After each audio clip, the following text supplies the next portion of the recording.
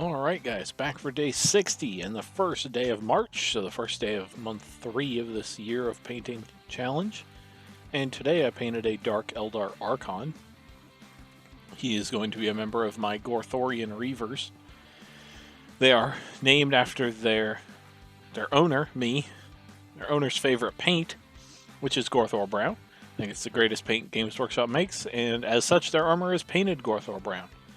So, primed this miniature in black, and then, like I said, painted the armor in Gorthor Brown. Then I painted the leather skin cape in Scrag Brown. Did the silver in Grey Knight Steel. I did the blue little details that you see in Calidor Sky. I did the rocks on his base, or really, he doesn't have a base currently, but the rocks that he's standing on in Skavenblight Dinge.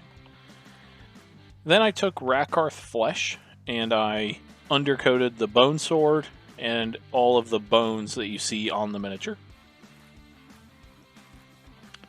Following that, I went back to the cape, and I used a combination of Gorgrunta Fur, Guilliman Flesh, Fireslayer Flesh, Wildwood, Aggaros Dunes, and Skeleton Horde to dot in on pieces of leather different colors so that it would look like there were some different kind of skin colors or animal leathers in this cape he's wearing. Then I took Nuln Oil and went over the entire miniature except the cape with that.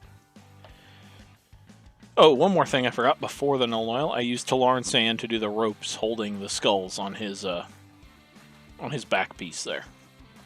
Then once the wash was dry, I used Zandri Dust to highlight the armor, Baharoth Blue to highlight the blue, Screaming Skull to highlight all the bones. I used Retributor Armor to do the handle of his power sword.